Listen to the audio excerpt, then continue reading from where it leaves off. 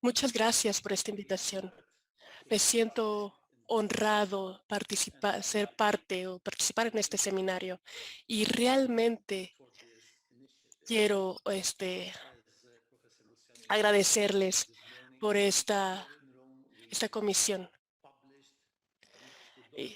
y de haber publicado estos dos documentos. El documento de preparación y que ya ha sido traducido en español y portugués, y este manual,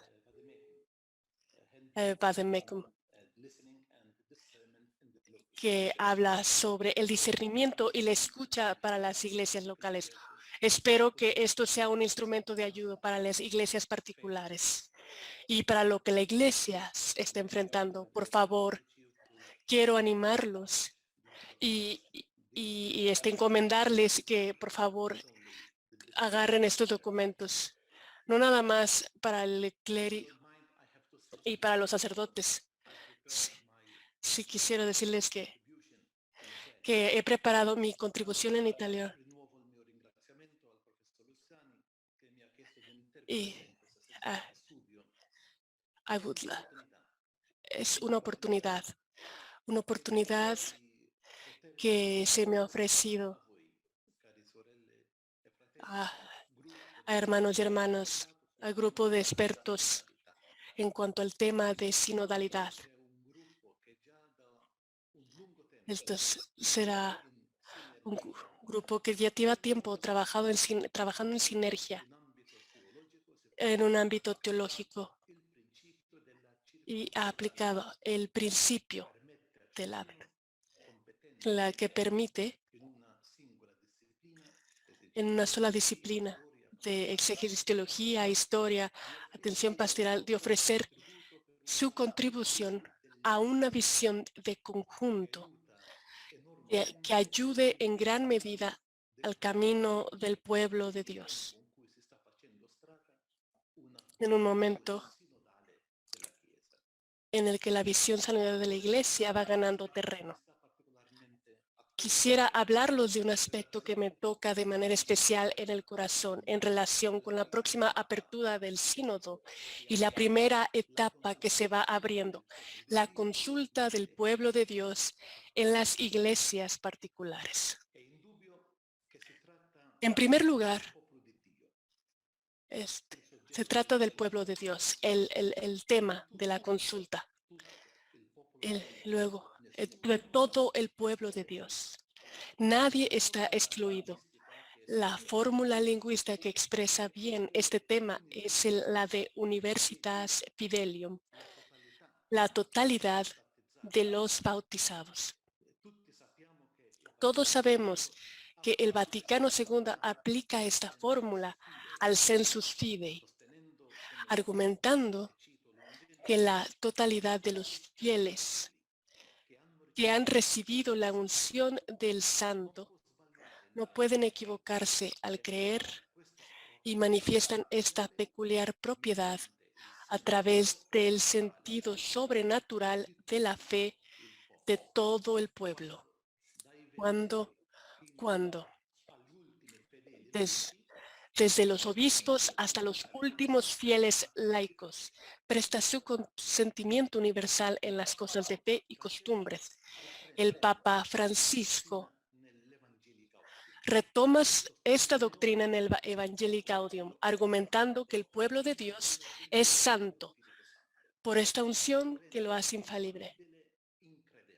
Incredendo. Dios dota la totalidad de los fieles de un instinto de la fe, el sensus fidei, que los ayuda a discernir lo que viene realmente de Dios. A partir de esta presencia del Espíritu, el Papa insiste en que todo miembro del pueblo de Dios es un agente evangelizador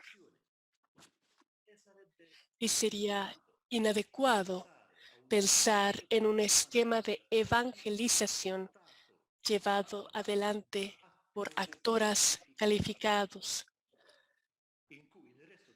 donde el resto del pueblo fiel sea solo receptivo de sus acciones. Esta consideración es tanto más cierta para la sinodalidad. Desafortunadamente, hay que admitir que en el pasado, incluso los sínodos han sufrido este enfoque. Los lineamenta, si recordamos, fueron documentos que ya entraron en el fondo de la cuestión, sin limitarse, como es la intención del documento preparatorio para el próximo sínodo, a fijar la cuestión para que el pueblo de Dios se exprese verdaderamente y esté dispuesto a escuchar lo que el Espíritu dice a la Iglesia precisamente a través del pueblo de Dios, que participa también de la función profética de Cristo. Una tentación de la que los iniciados no siempre logran evitar es la de tomar el lugar o tratar de sustituir al pueblo de Dios y hablar en su nombre, asumiendo que ya lo saben todo y pretendiendo ofrecer la solución sin tener que pasar por el cansancio de la escucha. Como lo era y como lo sigue siendo todavía. ¿Cuántas asambleas diocesanas o nacionales o continentales, cuántos planes pastorales han fracasado porque las conclusiones ya estaban escritas antes? El redescubrimiento del pueblo de Dios como sujeto activo en la vida y misión de la Iglesia, propuesto por el Vaticano II, va acompañado por el redescubrimiento a través del propio concilio de la dimensión neumatológica de la Iglesia. Escuchar al pueblo de Dios es escuchar verdaderamente lo que el Espíritu Santo, aquello que el Espíritu Santo dice a la Iglesia. La opción de consultar al pueblo de Dios depende de este redescubrimiento. Si tuviéramos seguros de que el Espíritu habla a la Iglesia y lo hace en virtud de la unción dada en el bautismo, la consulta se reduciría a una encuesta con todos los riesgos de manipulación de la opinión pública, propios de los sistemas políticos basados en la representación. Del espíritu depende la conspiración, es decir, la concordancia en la fe de todo el pueblo de Dios, que queríamos destacar en el documento preparatorio. Del espíritu depende el consentimiento, que nutre y sostiene no solo creer juntos, según el sentido siempre entendido por la Iglesia, sino también caminar juntos. Aún se podrían decir muchas cosas sobre la Iglesia como totalidad de los bautizados, sujeto del sensus fidei. Lo que más importa es la voluntad de escuchar al pueblo de Dios. Repito, a todo el pueblo de Dios. Observo que el concilio, citando a San Agustín, dice que la Universitas Fidelium va de los obispos a los últimos fieles laicos. Y lo que significa que en la fase de la consulta se incluyen los pastores, que en este contexto deben ser bautizados con los bautizados, como dice el Papa de sí mismo en el discurso del 50 aniversario del sínodo, y viendo la dimensión de la escucha como disposición que caracteriza el momento de la consulta. Pero, ¿dónde escuchar esto? ¿Cuál es el lugar del proceso sinodal La respuesta parece obvia, la iglesia. Pero esta respuesta tan obvia esconde muchas trampas y lagunas. Me gusta reformular la pregunta diciendo, ¿cuál es el lugar para la consulta del pueblo de Dios? Soy consciente de que la consulta solamente es el primer momento del proceso y no todo el camino sinodal. Sin embargo, no habría camino sinodal sin este primer momento fundamental.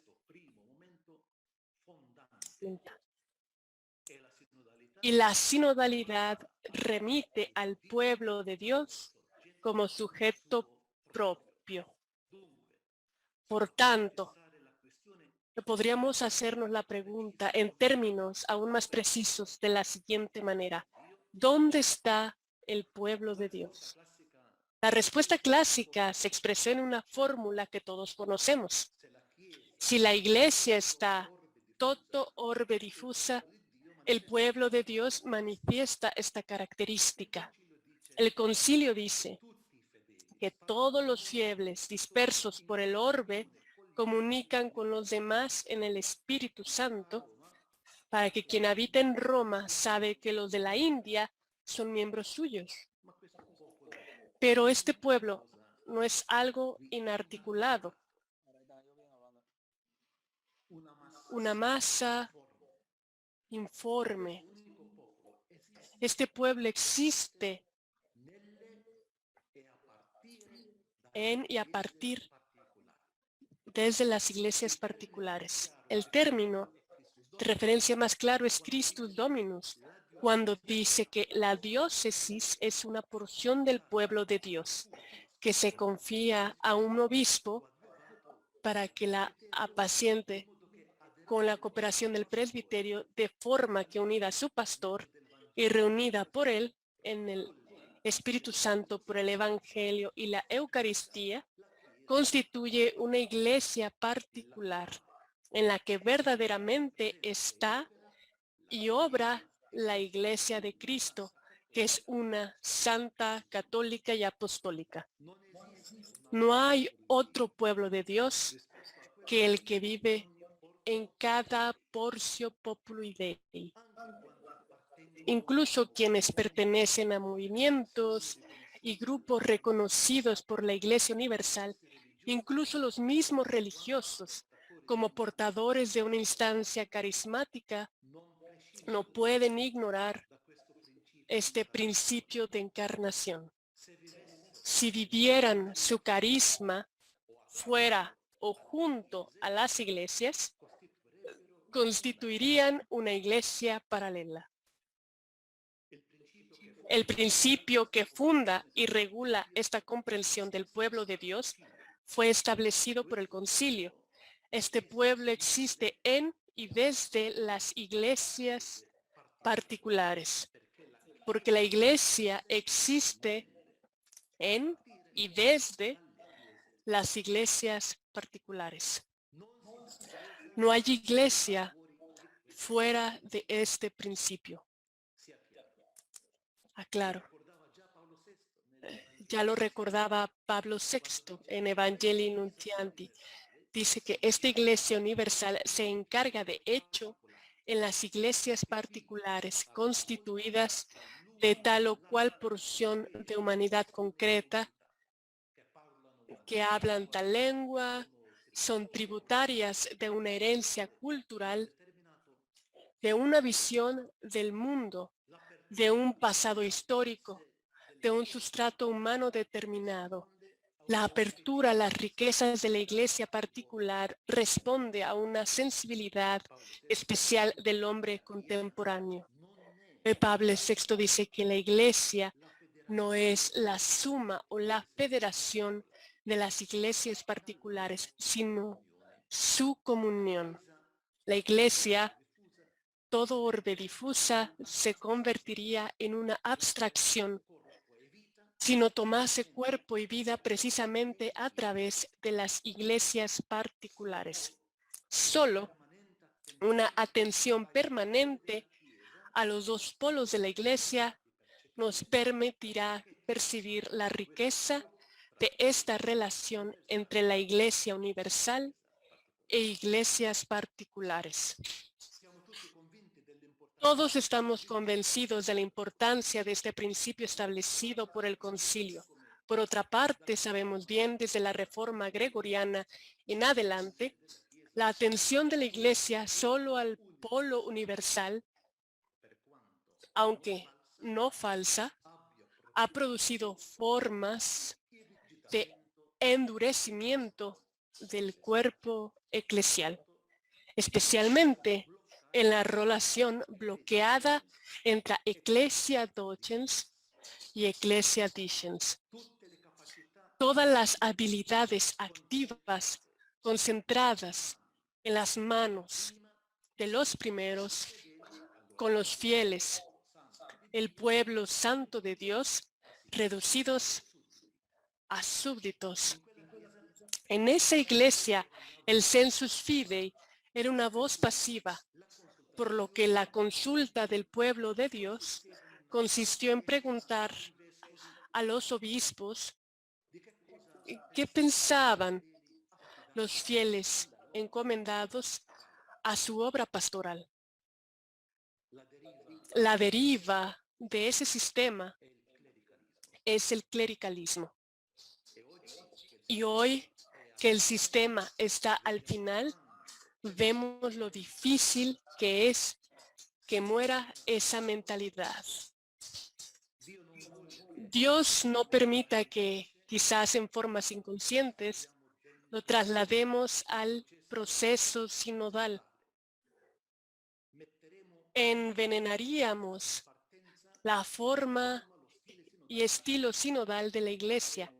Desde el principio haríamos fracasar la consulta incluso antes de iniciarla. Al contrario, repetimos siempre, en una iglesia, que es el cuerpo de las iglesias, todos son sujetos activos del camino sinodal. Escuchando cada portio populi Dei, se escucha a todo el pueblo de Dios, la iglesia, todo orbe difusa.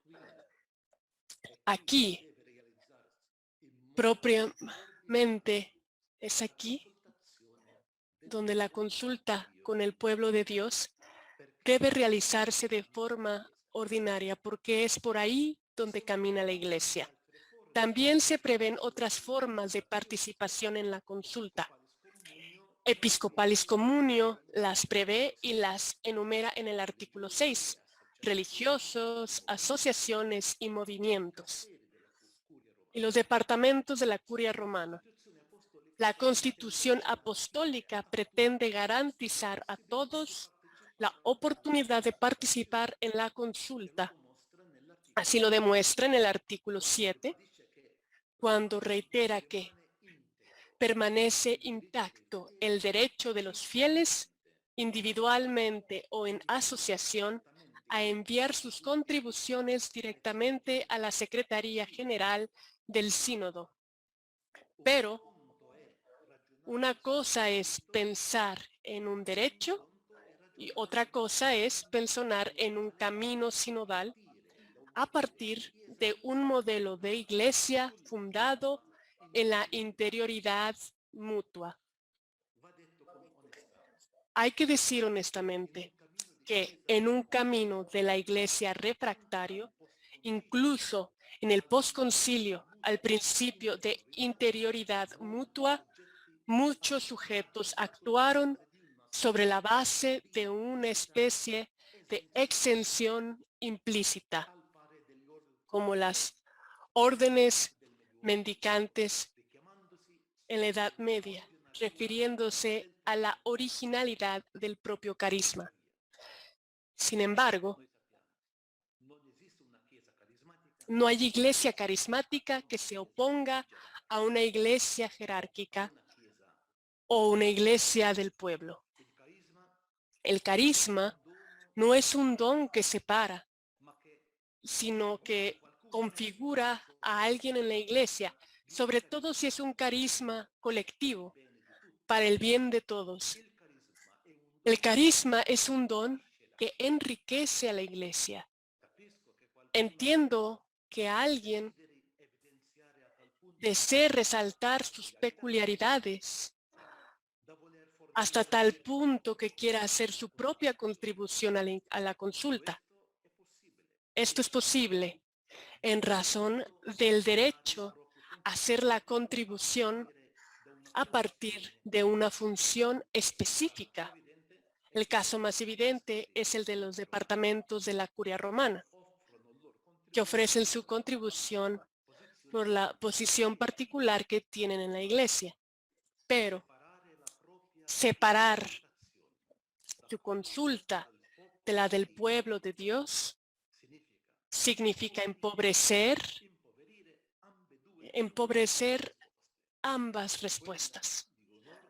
La de una orden, una asociación, un movimiento, porque carecerá de un contexto eclesial amplio, reduciéndose a la propia experiencia, el del pueblo de Dios, porque se verá privado del aporte de quienes en él deben ser más conscientes y motivados en virtud de una fuerte experiencia asociativa.